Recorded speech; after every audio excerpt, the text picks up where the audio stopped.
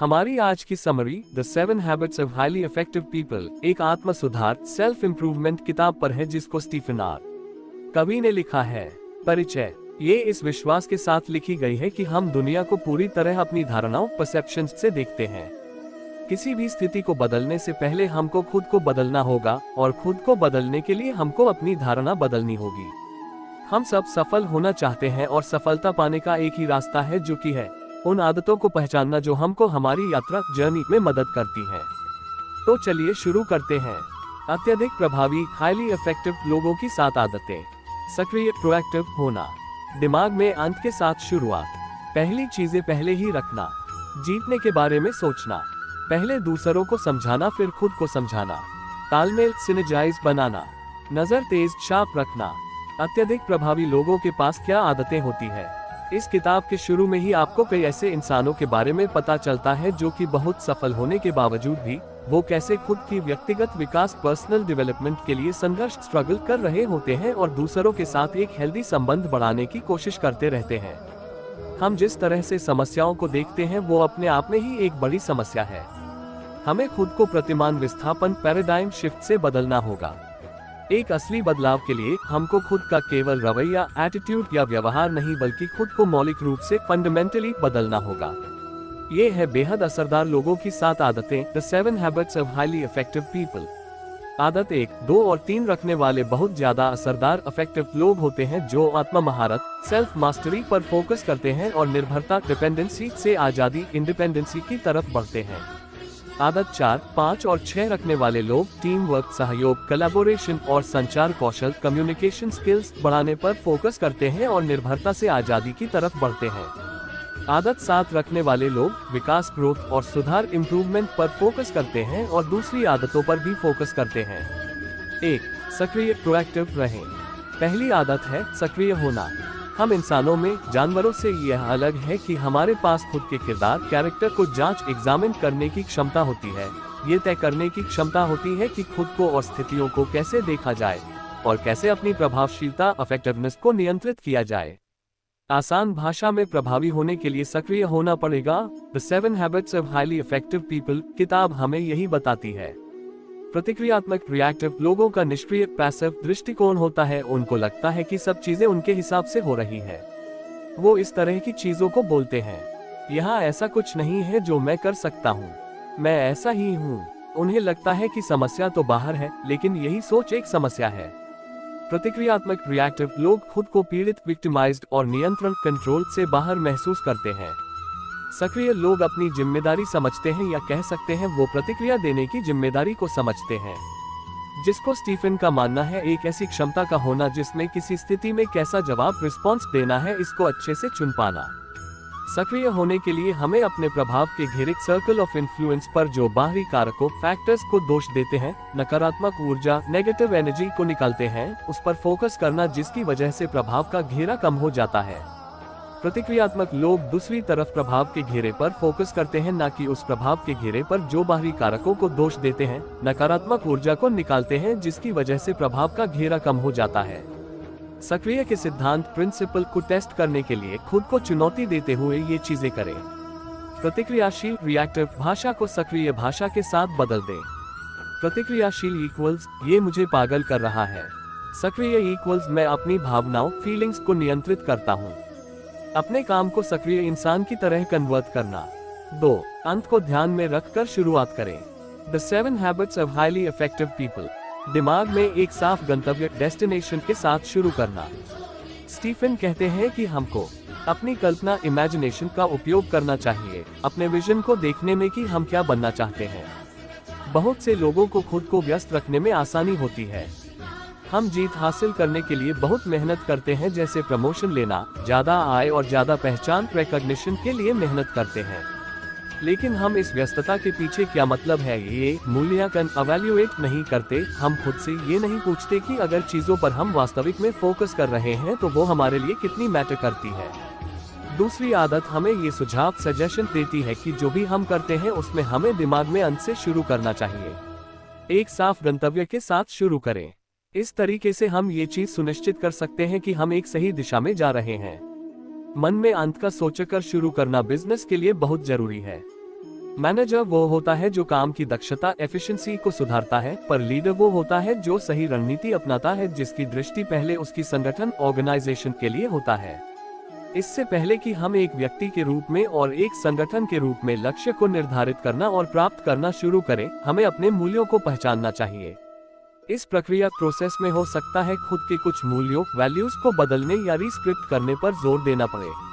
रिस्क्रिप्टिंग को स्टीफन व्याख्या एक्सप्लेन करते हैं कि यह ऐसी अप्रभावी स्क्रिप्ट है जो आपके लिए लिखी गई है और इन स्क्रिप्ट्स को एक सक्रिय प्रोएक्टिव इंसान बदलता है जो नई वैल्यूज का निर्माण करता है।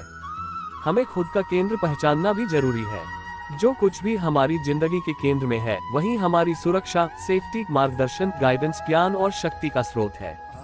हमारे केंद्र हमें मौलिक रूप से फंडामेंटली प्रभावित करते हैं। वो हमारे हर रोज लिए जाने वाले फैसले, कार्य, प्रेरणा को भी प्रभावित करते हैं। दिमाग में अंत से शुरू करने के सिद्धांत को टेस्ट करने के लिए खुद को चुनौती देते हुए ये चीजें करें। अपने खुद के अंतिम संस्कार फ्यूनरल को डिटेल में देखना, वहाँ कौन है, वो आपके बारे में क्या बोल रहे हैं, कि आपने अपनी जिंदगी को कैसे जिया, आपके रिश्ते कैसे थे, आप उन्हें क्या कहना चाहते हो। इस बात को जरा सोचिए कि अगर आपके पास जिंदगी में सिर्फ 30 साल हैं जीने के लिए, तो आपकी प्राथमिकताएं, प्रायोरिटी कैसे बदलेंगी। उन्हीं प्राथमिकताओं के साथ जीना शुरू करें। अपने जीवन में अपने अलग भूमिका रोल्स को तोड़ना, चाहे वो प्रोफेशनल और पर्सनल क्यों ना हो, और 3 से 5 लक्ष्य की लिस्ट बनाना जो आपको हासिल करने हैं। जिस चीज से आप डरते हैं उसे परिभाषित करना, जैसे कि पब्लिक स्पीकिंग का डर, किताब लिखने के बाद आलोचनात्मक प्रतिक्रिया, क्रिटिकल फीडबैक मिलने का डर। अपने सबसे बड़े डर का सबसे खराब मामले की पृष्ठभूमि, वर्स्ट केस सिनेरियो लिखें। फिर उसे विजुअलाइज करें कि उस स्थिति को आप कैसे संभालेंगे। सटीक विजुअलाइजेशन को लिखें। 3 पहली चीजें पहले रखो। The 7 habits of highly effective people book. खुद को प्रभावशाली तरीके से प्रबंध मैनेज करने में हमें महत्वपूर्ण चीजों को पहले रखना होता है।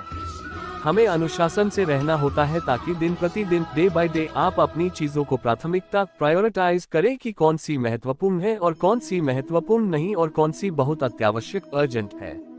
इस बात पर the 7 habits of highly effective people किताब में जोर दिया गया है। दूसरी आदत में हमने चर्चा की थी अपनी वैल्यूज को निर्धारित, डिटरमिन करने और उन्हें समझने के लिए क्या लक्ष्य निर्धारित करने हैं उन्हें हासिल करने के लिए। आदत 3 में लक्ष्य निर्धारित करने के बाद हमें उन्हें दिन प्रतिदिन, पल पल प्राथमिकता देना है। अनुशासन बनाए रखने के लिए और लक्ष्यों के ट्रैक पर फोकस बनाए रखने के लिए हमारे पास कुछ करने की इच्छा शक्ति, विल पावर होनी चाहिए। हमको इच्छा के हिसाब से नहीं बल्कि अपने मूल्यों के हिसाब से काम करना चाहिए। सारी गतिविधियों एक्टिविटीज को 2 कारकों में बांटा जा सकता है, अत्यावश्यक अर्जेंट और महत्वपूर्ण। हम अत्यावश्यक मैटर्स पर रिएक्ट करते हैं, जो चीजें जरूरी नहीं है उन पर अपना समय बर्बाद करते हैं। इसका मतलब है हम क्वाड्रेंट 2 को उपेक्षा, नेग्लेक्ट करते हैं, जो कि हम सब के लिए बहुत जरूरी होता है। इस बात पर the 7 habits of highly effective people किताब में जोर दिया गया है। अगर हम क्वाड्रेंट L पर फोकस करते हैं और अपना समय समस्याओं पर लगाते हैं तो वो और भी बढ़ती जाती है जब तक वो हमें खा ना ले। ये तनाव, जलन और आग की तरह बाहर निकलता है।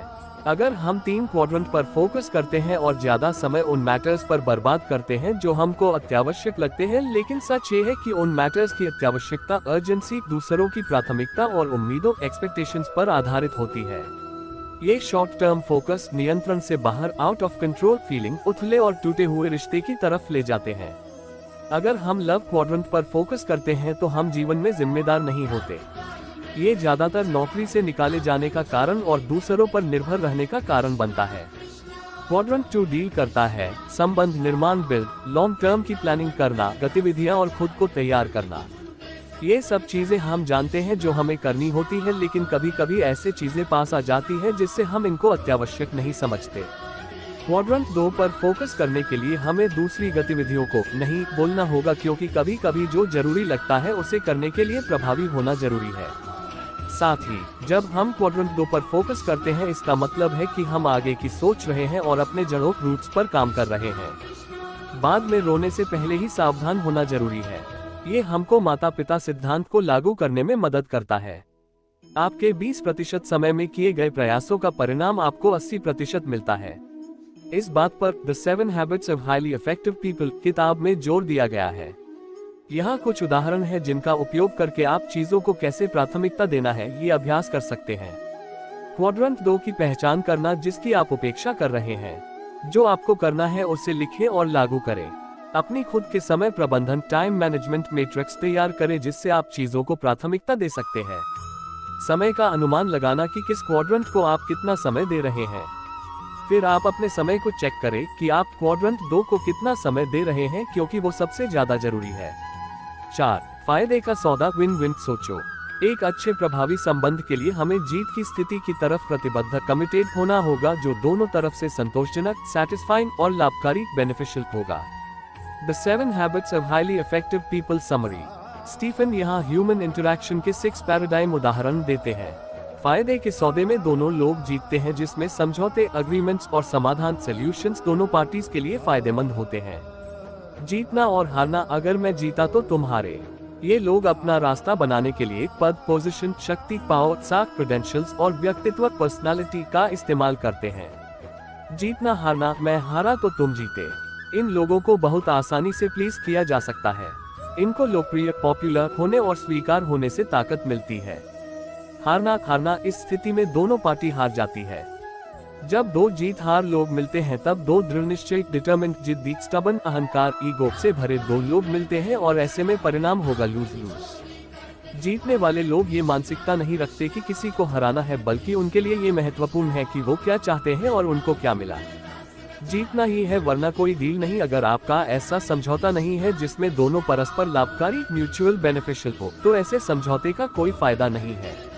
सबसे महत्वपूर्ण कारक फैक्टर है कि जो जीत की स्थिति को हल करता है वो है खुद की बहुतायत मानसिकता, अबंडेंस मेंटालिटी की सोच को बनाए रखना, और ये विश्वास रखना कि दुनिया में सबके लिए बहुत बहुतायत में चीजें हैं। बहुत से लोग कमी वाली मानसिकता, स्कैर्सिटी मेंटालिटी के साथ काम करते हैं, मतलब अगर कुछ आपको मिल गया तो वो मुझे नहीं मिलेगा।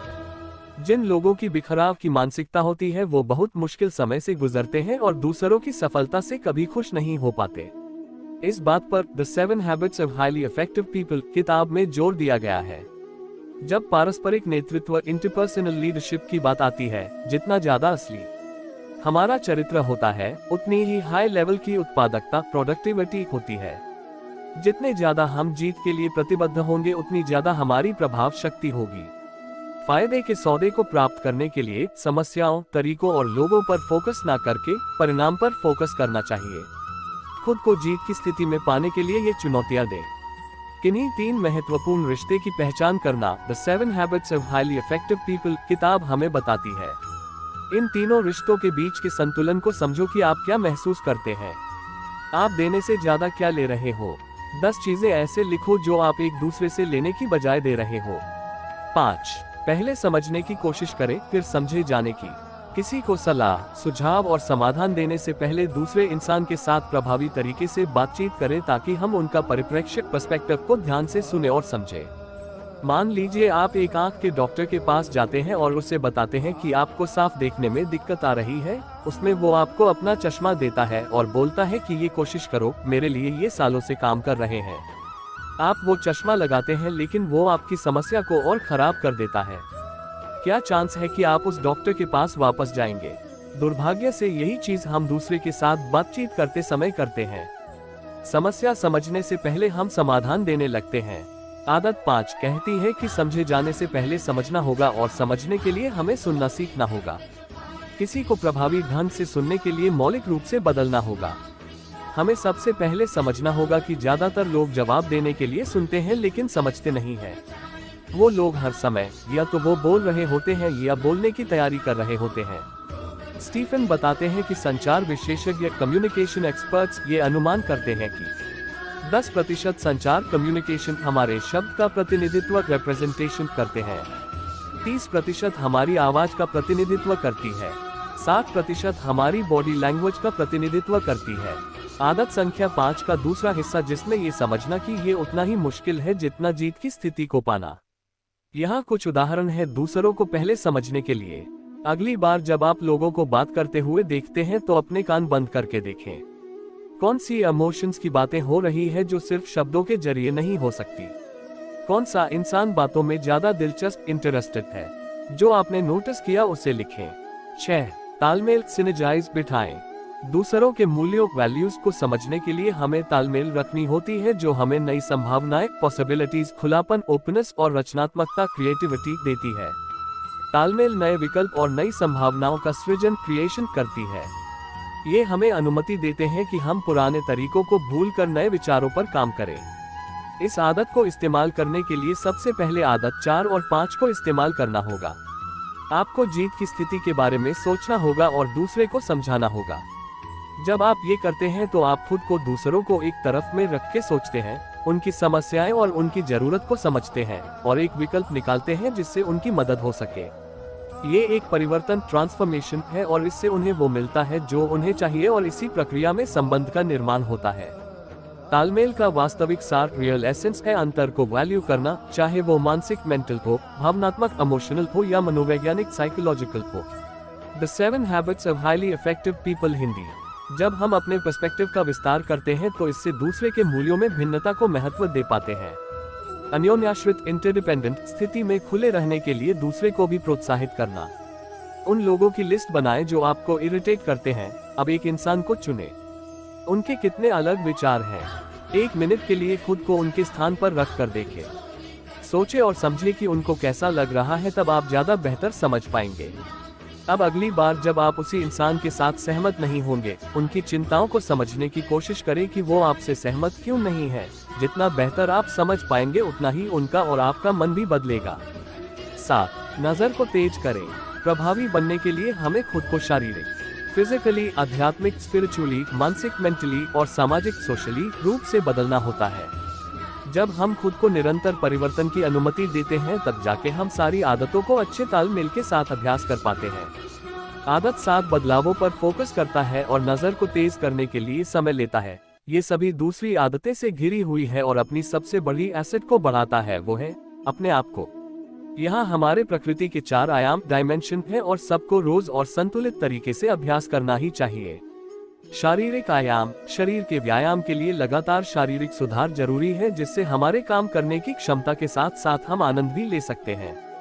खुद को शारीरिक रूप से बदलने के लिए हमें अच्छा खाना खाना, अच्छे से आराम करना और रिलैक्स रहना।